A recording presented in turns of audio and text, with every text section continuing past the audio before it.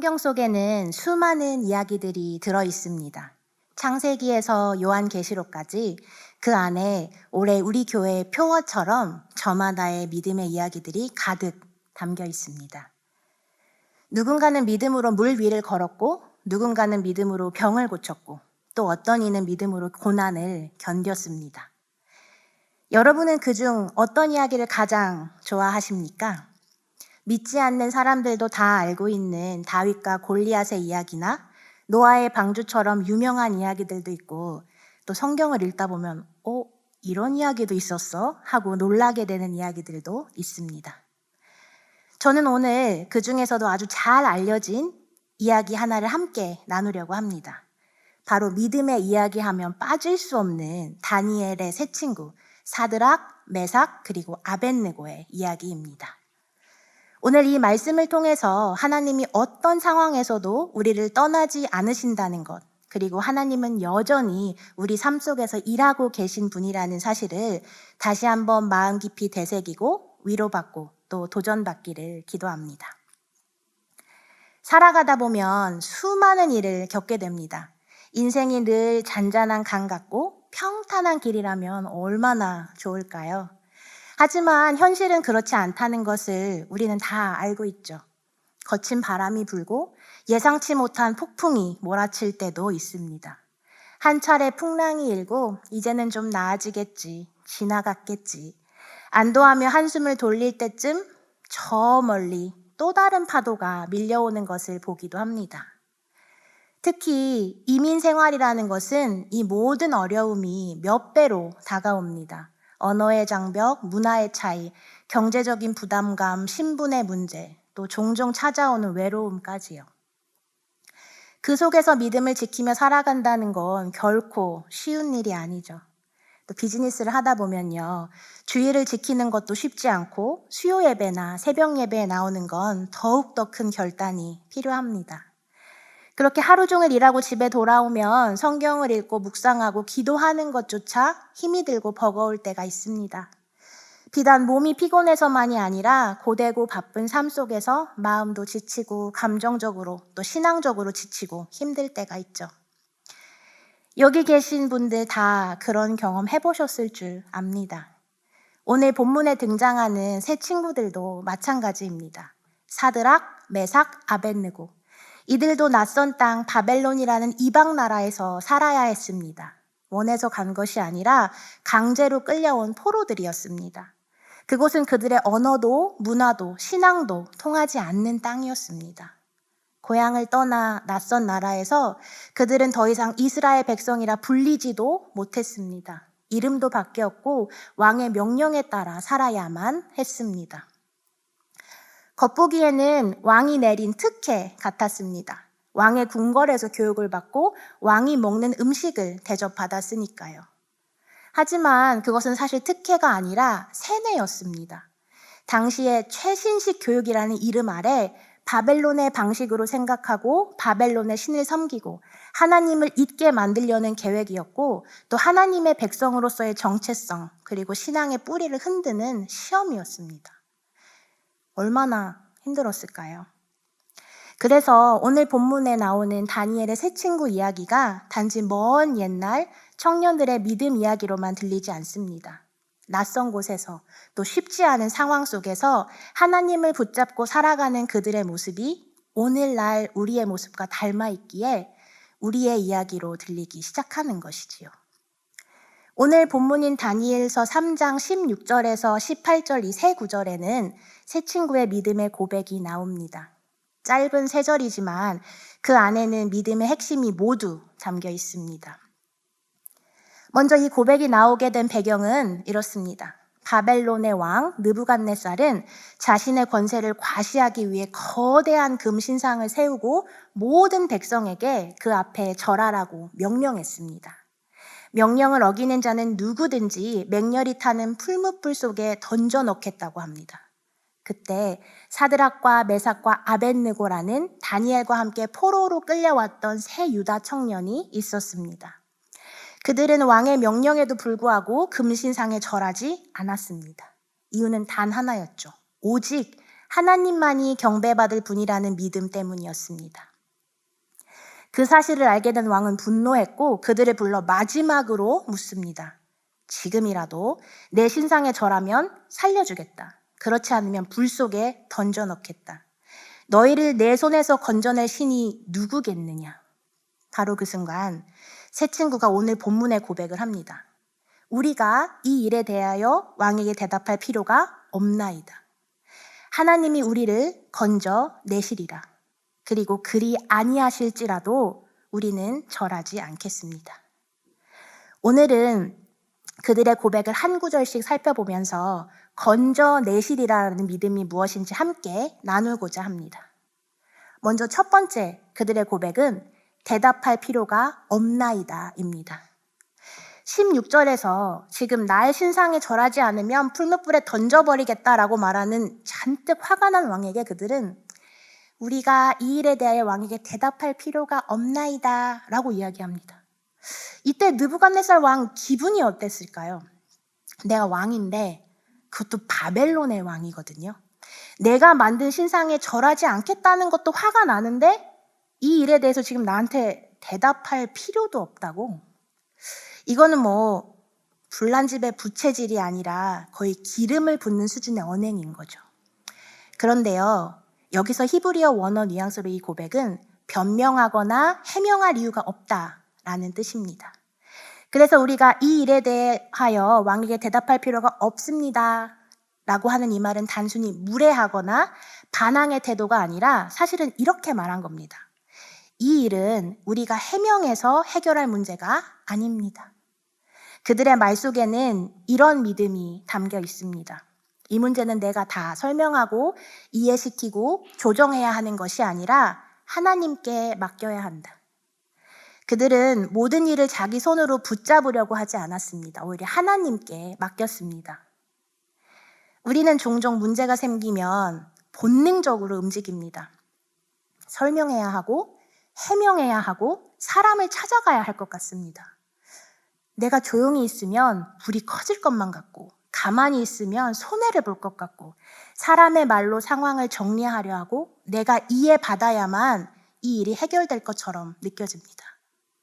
그래서 여기저기 다니며 문제를 바로잡아 보려고 하지만 그럴수록 마음은 더 복잡해지고 상황은 더 꼬여버리곤 합니다. 어떤 문제는요, 아무리 설명해도 오해가 풀리지 않고 아무리 해명해도 사람들의 마음은 바뀌지 않습니다. 이런저런 노력 속에 또 우리는 지치게 됩니다.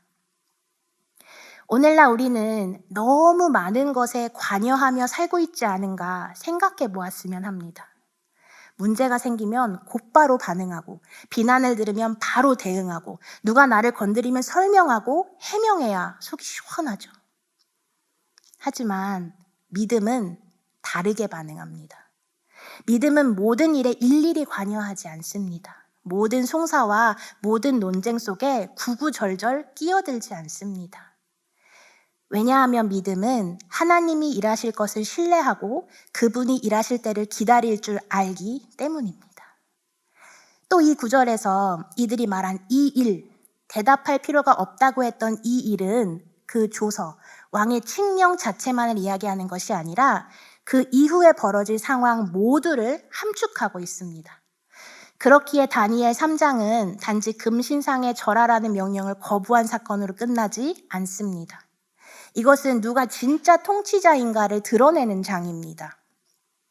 왕은 자신이 모든 것을 결정할 수 있다고 생각했습니다. 그래서 당당하게 절하지 않으면 불 속에 던져넣겠다라고 합니다.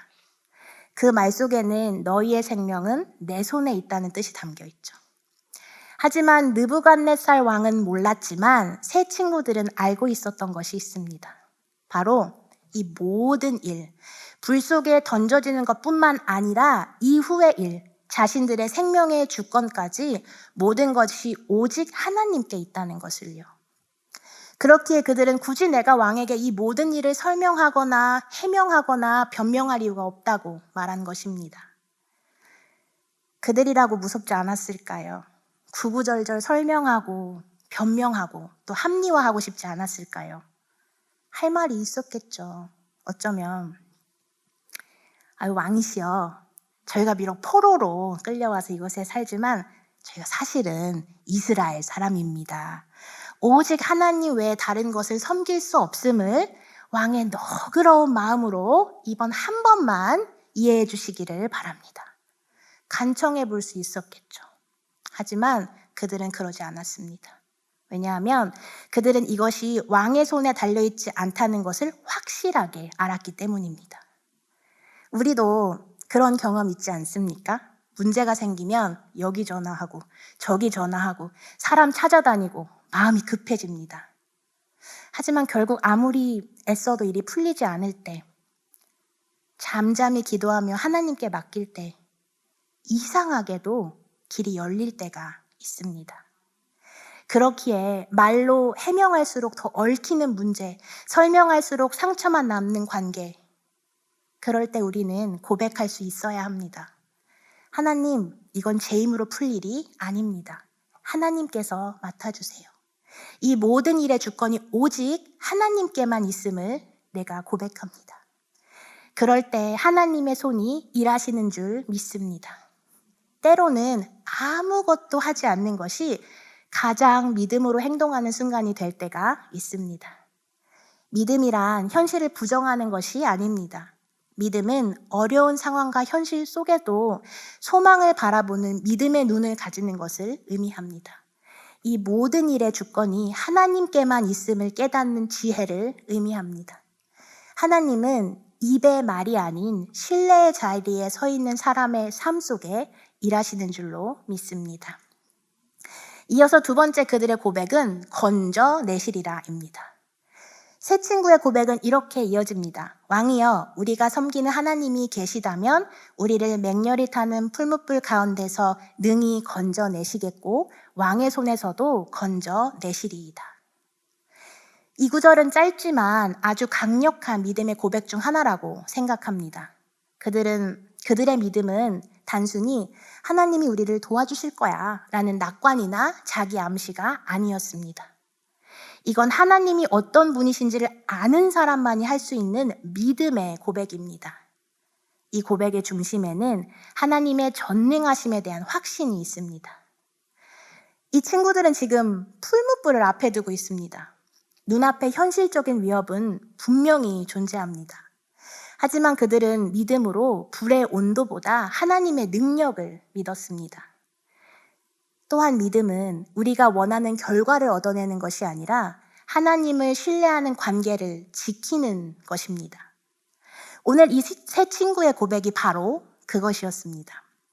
하나님이 우리를 건져내실 것이다. 이것이 관계를 바탕으로 한 신뢰입니다.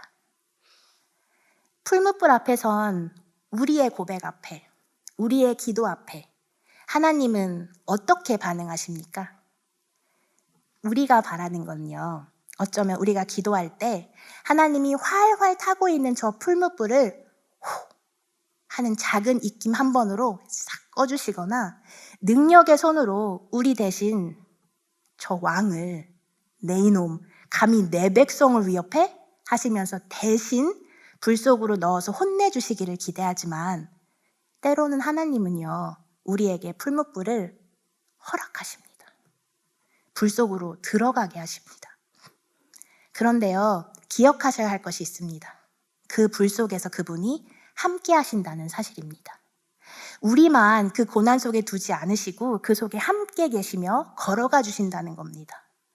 그 속으로요. 내가 있는 그곳으로 찾아와 주시고 함께 해 주신다는 겁니다. 우리를 불 속에서도 지키신다는 사실을 우리는 꼭 기억해야 합니다. 우리도 풀무불 같은 상황을 만날 때가 있습니다. 경제적인 어려움, 건강의 문제, 관계의 갈등, 예기치 못한 여러 사건들. 그때마다 우리는 어떻게든 빠져나오려고 합니다. 변명하고 해결해 보려고 합니다. 하지만 믿음의 사람은 차분하게 고백합니다. 이 상황에서도 하나님, 나를 건져내실 줄 믿습니다. 믿음이 강하다고 해서 두렵지 않은 게 아닙니다. 새 친구들도 인간이었기에 그들도 두려웠을 겁니다. 그렇지 않았을까요? 저기 펄펄 끓는 불이 기다리고 있는데요. 그렇지만 그 두려움보다 그들은 확신이 있었습니다. 사랑하는 기도자 여러분, 살아왔던 모든 시간을 한번 돌이켜보면요. 어느 한순간도 주님의 도우심의 손길이 닿지 않는 부분이 없었음을 깨닫게 됩니다. 저도 그렇습니다. 풀무불 같은 상황이 우리의 인생에 없었다고 하면 그거 거짓말이죠. 사실 더한 상황도 있었잖아요. 그때 여러분 어떠셨나요? 당장은 죽을 것 같이 힘들었지만 돌아보니 그 또한 은혜였음을, 주님의 도우심으로 이겨냈음을, 또 지나갔음을 보지 않으십니까? 오늘 우리가 이 자리에 있기까지 하나님의 도우심이 건져내셨음이 없었다면 가능하지 않았겠죠. 그런 마음으로 보니까 저는 오늘 본문 17절의 이 구절이 이렇게 다가왔습니다. 건져내셨은즉 건져내시리라. 이 세 친구가요, 포로 생활을 하면서 겪은 수많은 일들 중에서 하나님의 건져내심을 경험했으리라 저는 믿습니다. 오늘은 풀무불이지만 어제는 다른 형태로, 지난번에는 또 다른 모양으로 수많은 시험과 어려움들이 이들을 찾아왔지만 그때마다 그들은 하나님의 건져내심을 경험했으므로 그렇기에 이번에도 자신 있게 이야기할 수 있었던 거죠. 저는 건져내셨은즉의 경험이 없다면 건져내시리라의 고백은 불가능하다고 생각합니다. 저는 오늘 우리가 건져내셨은즉의 경험을 통해 건져내시리라는 확신을 가질 수 있기를 기도합니다. 마지막 세 번째 고백은 그리 아니하실지라도입니다. 이 믿음의 세 친구는 왕에게 또 이렇게 이야기합니다. 그렇게 하지 아니하실지라도 왕이여, 우리가 왕의 신들을 섬기지도 아니하고 왕이 세우신 금신상에게 절하지도 아니할 줄을 아옵소서. 이들은 하나님께서 반드시 자신들을 구해 주실 거라고 단정하지 않았습니다. 그들은 결과를 정해놓고 믿은 것이 아니라 하나님이 어떤 분이신지를 알고 또 신뢰하기 때문에 하나님이 어떤 결정을 내리신다 해도 그분의 결정과 그분의 뜻이 옳다는 고백을 하고 있는 겁니다. 그런데요, 생각해보면 이거 진짜 쉽지 않은 고백입니다. 우리는 종종 하나님, 이 문제를 해결해 주세요 라고 기도합니다. 아주 간절히 구하죠. 그리고 혹시나 우리 하나님 힘드실까봐 해결 방법과 결과까지 친절하게 알려드립니다. 하나님, 이 문제는 이렇게 요 방법으로 해결해 주세요. 하나님, 우리 자녀, 하나님 번거로우실까봐 저희가 미리 정해보았습니다. 이 학교 합격하게 해주세요. 하나님, 이번에 이직하려는 회사 제가 여기로 정했습니다. 저를 그냥 그 회사 그 포지션으로 이렇게 옮겨만 주세요. 우리 그럴 때가 있지 않습니까? 어쩌면 우리가 바라는 것은 종종 불이 꺼지는 기적일지도 모르겠습니다. 하지만 하나님이 주시는 건 불 속에서도 살아남는 은혜입니다. 그리 아니하실지라도, 불을 꺼주지 않으실지라도 하나님은 여전히 나와 함께 계시며 그분은 여전히 나를 건져내시리라는 믿음이 필요합니다. 이 믿음이 있을 때 우리는 어떤 상황에서도 평안을 잃지 않습니다. 그리 아니하실지라도 하나님이 선하심을 알기에, 그분의 뜻이 크심을 알기에 순종하고 인내하며 함께 하시는 그분을 신뢰하고 함께 그 문제 속을 걸어가는 것이 믿음입니다. 어느새 오늘이 10월의 마지막 주입니다. 실감이 나시나요? 이번 주가 지나면 올해의 달력도 딱 2장이 남습니다. 한 해를 돌아보고 마무리할 시간이 다가오고 있다는 뜻이죠. 저는 얼마 전에 중고등부 선생님들과 짧은 수련회를 가졌습니다. 한 해를 돌아보고 또 내년 사역을 준비하기 위한 시간을 가졌는데요. 수련회에서 이런 질문을 했습니다. 중고등부를 섬기면서 하나님이 나에게 가르쳐 주신 것이 무엇인지 한 가지만 말해보세요. 그 질문 제가 만들었는데요. 저도 대답을 해야 되니까 한번 생각해보게 되었습니다. 중고등부를 섬기는 2년 반 조금 넘는 시간 동안 수많은 것들을 하나님이 보여주시고 또 가르쳐 주셨는데 그 중에 하나만 꼽으라니까 좀 어렵다 하던 중에 큰 거 하나 생각났습니다. 바로 하나님의 방법이 항상 옳다였습니다. 저는 계획하고 계획한 대로 실행해야 마음이 편해지는 조금 피곤한 스타일입니다. 계획이 어긋나면 스트레스를 매우 잘 받기 때문에요. 계획이 어긋날 때를 대비한 계획까지 가지고 있습니다. 그리고 그 어긋난 계획을 대비한 그 계획이 어긋날 때를 위한 계획까지 가지고 있습니다. 그래야 마음이 좀 편하거든요. 그런데요, 중고등부 아이들과 함께 사역을 하다 보니까 이 계획이라는 게 가끔 아무 소용이 없을 때가 있더라고요. 처음에는 좀 힘들었습니다. 제가 생각한 대로 흘러가지 않을 때, 일이 진행되지 않을 때, 와, 이거 어떡하지? 시간은 흘러가는데 오늘 준비한 거 다 못했는데 어쩌지? 아이들을 20명 예상했는데요. 30명, 40명 올 때가 있어요. 애들이 많이 오는구나 해서 25명 예상하고 음식을 오더했는데 어느 날은 9명이 오더라고요. 제가 분명히 꼭 등록하고 오라고 했더니 등록하고 안 오고요. 등록 안 하고 학교 친구까지 데리고 오더라고요. 그럴 때마다 늘 전전긍긍 조바심을 내면서 걱정했는데요. 나중에 보니 그 속에서도 하나님은 다 역사하셨더라고요. 아이들은요, 그 속에서 친구들이 많이 오면 많이 오는 대로 재밌게 보냈고요. 적게 오면 또 적게 오는 대로 그 작은 세팅 속에서 더 깊은 나눔을 가질 수 있었습니다. 스케줄이 딜레이돼서 늦게 끝나면요, 집에 늦게 가서 좋았고 계획보다 일찍 끝나면 또 일찍 집에 가서 좋았답니다. 꼭 사역에서뿐만이 아니라요, 제 인생을 돌아볼 때도 마찬가지였습니다. 그 경험들을 토대로 이제는 알 것 같더라고요. 하나님의 방법이 항상 옳다는 것을요. 사실 그 당시에는 좀 섭섭하죠. 제가 기도했던 대로 또 계획했던 대로 되지 않으니까요. 그렇지만 그리 아니하실지라도 저는 하나님을 섬기고 하나님을 신뢰하며 부족하지만 믿음을 지키며 살아가기를 오늘도 다짐합니다. 왜냐하면 저의 인생 속에서 반박할 수 없는 수많은 증거들을 보여주셨기 때문입니다. 사랑하는 기도자 여러분, 그래서 저는 오늘 여러분에게 도전하고 싶습니다. 그리 아니하실지라도, 내 앞에 풀무불을 꺼주지 아니하실지라도, 풀무불 속에서 혹 나를 건져내지 않으실지라도 우리 그분을 신뢰하며 믿음을 지켜나가기를 도전합니다.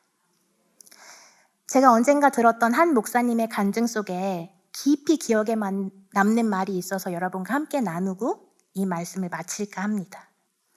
믿음의 여정을 카누에 비유하면서 이런 말씀을 하셨는데요. 저는 그 말을 이렇게 이해했습니다. 카누는 앞으로 나아가지만 노를 젓는 사람은 뒤를 보고 노를 젓는다고 합니다. 그래서 노를 젓는 사람의 시선은 항상 뒤를 향해 있죠. 어쩌면 그것이 우리의 인생과 같지 않을까요? 우리는 과거를 바라보며 앞으로 나아갑니다. 왜냐하면 과거는 분명히 보이지만 미래는 보이지 않기 때문입니다. 그래서 우리는 지금 당장 하나님이 나에게 어떻게 역사하시는지, 이 고난이 어떤 의미인지 알지 못할 때가 많습니다. 그것이 너무 힘들고 답답할 때도 있죠. 그렇지만 그때는 모르지만 시간이 지나고 나서 깨닫습니다. 그때도 하나님이 일하고 계셨다는 것을요. 과거를 돌아보니 하나님이 분명히 나를 붙잡고 계셨다는 것을 봅니다. 우리가 지금 노를 젓는 이 인생길은 과거에 역사하신 하나님을 근거로 미래에도 선하게 인도하실 하나님을 신뢰하며 나아가는 과정입니다. 이 고백을 오늘 우리의 본문에 비추어 보면 이전에도 나를 건져내신 하나님이 앞으로도 건져내실 것이라는 것을 우리는 신뢰할 수 있습니다. 그렇기에 사드락, 메삭, 아벳느고를 건져내신 하나님이 그 똑같은 하나님이 오늘 나도 건져내시리라는 믿음으로 오늘도 믿음의 여정을 쉬지 않고 담대히 걸어가는 우리 토렌스 제일장로교회의 모든 지도자들이 되시기를 주님의 이름으로 축원합니다. 함께 기도하겠습니다.